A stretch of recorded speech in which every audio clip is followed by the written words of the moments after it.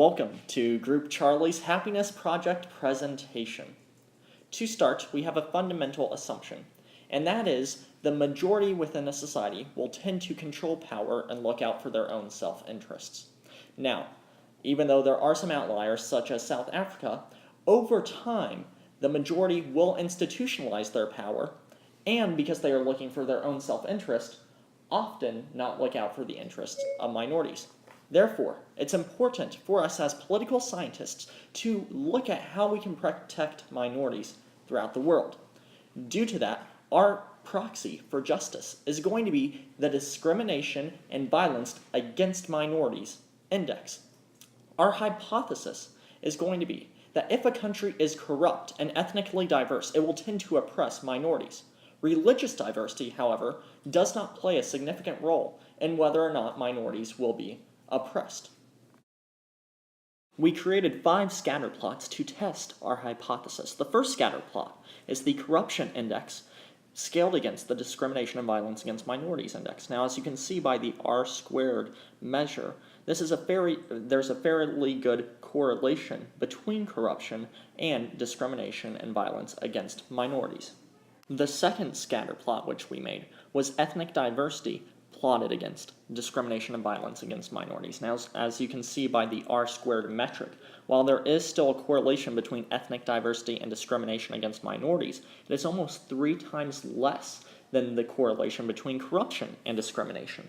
The third scatter plot is religious diversity and discrimination against minorities. Note that this measure only takes account of the top 8 religions in the world and does not take into account splits within different religions.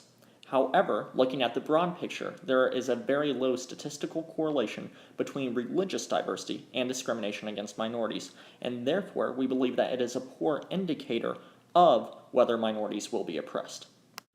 Now, we made a fourth scatter plot of the Press Freedom Index plotted against the Discrimination Against Minorities Index.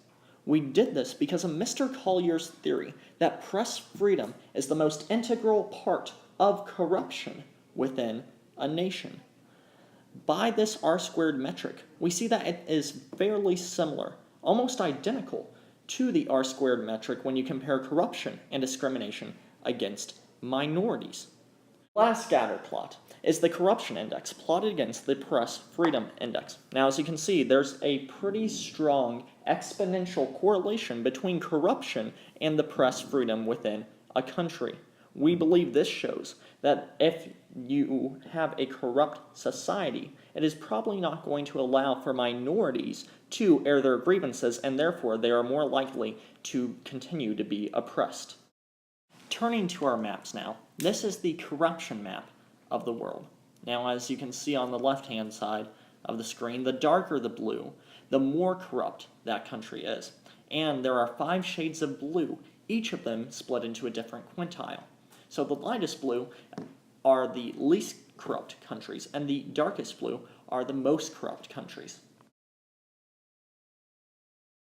This is our ethnic diversity map. It follows the same logic, with each color corresponding to a different quintile. So the 0 through 20% quintile are the least ethnically diverse nations, while the 81 through 100% quintile are the most ethnically diverse nations. And this is our religious diversity map, and the same logic applies here, with blue being the least religiously diverse and gray being the most religiously diverse nations. In conclusion, we find that there is a strong correlation between corruption and the oppression of minorities. There is a smaller, though distinct correlation between ethnic diversity and the oppression of minorities. However, there is no statistical correlation between religious diversity and the oppression of minorities.